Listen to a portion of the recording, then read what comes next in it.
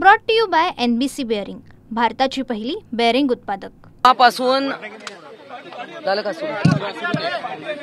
जेव्हापासून महाविकास आघाडी स्थापन झाली आहे तेव्हापासून उभाटा पक्षाचं हेडक्वार्टर्स हे दिल्ली झालेलं आहे आणि त्यांचे नेते आणि त्यांचे आका हे सोनिया गांधी आणि राहुल गांधी आहेत हे आता सगळ्या जगाला कळलेलं आहे।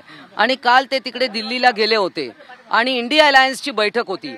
ज्या उद्धव ठाकरेंना युतीमध्ये शिवसेना भाजप युतीमध्ये इतका मान सन्मान होता की त्यांच्या आदेशानुसार सगळं चालायचं आणि मध्यस्थानी असायचे, त्यांची खुर्ची पण वेगळी मध्यस्थानी असायची, त्यांना आता दिल्लीमध्ये जाऊन 5व्या 6व्या रांगेवर बसावं लागतंय। आणि असं केविलवाणे असे बसले 3 जण आपण पाहतोय, तिकडे आदित्य ठाकरे आहेत, अन्य पण त्यांचे सहकारी आहे, सकाळचा भोंगा जो आहे ते काय त्यांचा विश्वप्रवक्ते ते सुद्धा तिथे आहेत। म्हणजे काय अवस्था झाली आहे।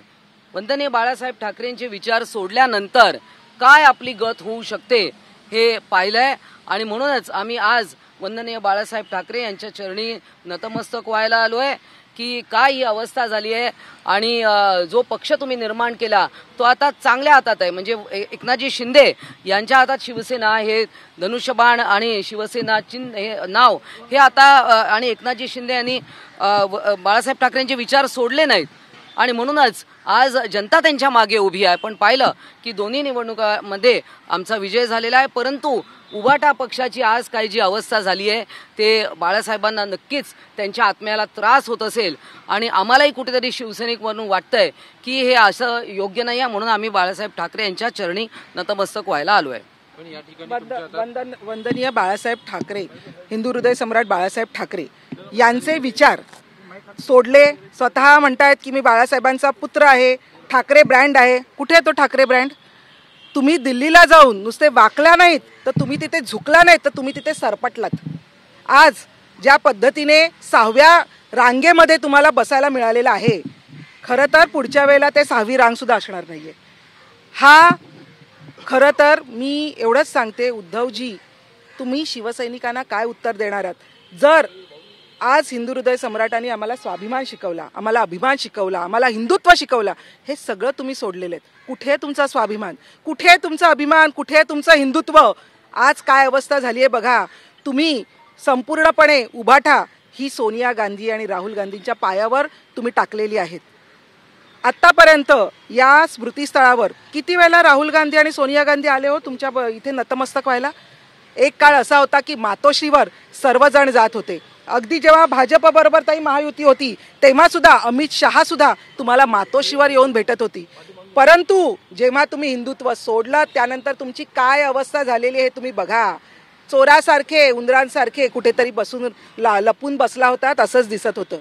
नरेश म्हस्केजी आज बोलले की संजय राऊत तिथे भांडी घासत होते, फोटो नाही आहेत पण भांडी घासत होते अशी त्यांना माहिती मिळालेली आहे। आता तुम्ही तिथे बसून सोनिया गांधी आणि राहुल गांधींचीच भांडी घासा, हेच तुमच्या आयुष्यात आहे आणि हेच तुमचं नशीब आहे। आपण जर बघितलं तर गेल्या काही दिवसात राज ठाकरे उद्धव ठाकरेंची जवळीक बघायला मिळते। राज ठाकरे स्वतः उद्धव ठाकरेंना भेटायला गेले होते, मात्र ज्यावेळी उद्धव ठाकरेंनी राज ठाकरेंना सल्ला दिला होता तेव्हा राज ठाकरेंनी म्हटलं होतं की राज ठाकरेंनी भाजप किंवा देवेंद्र फडणवीसांना भेटू नये, त्यांची जवळीक टाळावी। त्यावेळी राज ठाकरेंनी म्हटलं होतं की तुम्ही काँग्रेस सोडणार आहात का?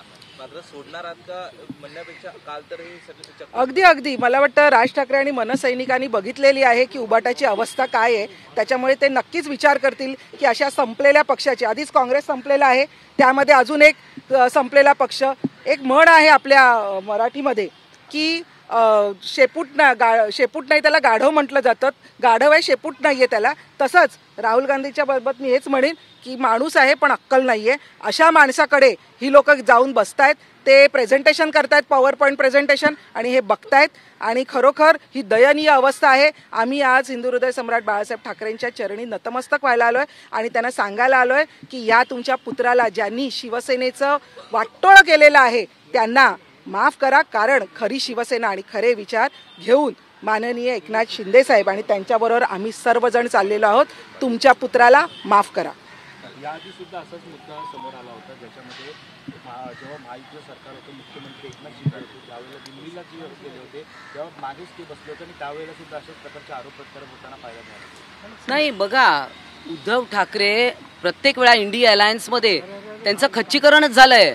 जे उद्धव ठाकरे नेहमी स्वतंत्र व्यवस्थित मोठ्या खुर्चीवर बसायचे ते सोफ्यावर बसायला लागले. बाकड्यावर सुद्धा बसण्याची वेळ त्यांना येईल. आणि हेच आम्ही सगळं जग पाहतंय, सगळी दुनिया पाहते. आज तिकडचे पण जे शिवसैनिक आहेत उभाटातले, त्यांना सुद्धा तोंड दाबून बुक्क्याचा मार होतोय. ते पाहतायत उघड्या डोळ्यांनी की आपल्या नेत्याचं काय किंमत करून टाकली आहे. परंतु हिंदुत्वाचे विचार सोडले, बाळासाहेबांची साथ सोडली की काय होतं हे सगळ्या जगाने पाहिलंय, सगळ्यांनी पाहिलंय. आणि त्यामुळे ही अवस्था त्यांनी स्वतःवर ओढवून घेतलेली आहे. म्हणजे ज्या फडणवीसांना ते नावं ठेवायचे, त्यांना जाऊन पुष्पगुच्छ देणं आणि वारंवार भेटणं हे कशासाठी आम्हाला समजतंय. पण ज्या एकनाथ शिंदेंनी आज शिवसेना मोठी करण्यासाठी महाराष्ट्रामध्ये एवढे कष्ट केले, एवढी मेहनत केली, ते एकनाथ शिंदे मात्र तुम्हाला दूरचे वाटतायत. ही खंत आहे. Brought to you by NBC bearing, भारताची पहिली बेअरिंग उत्पादक.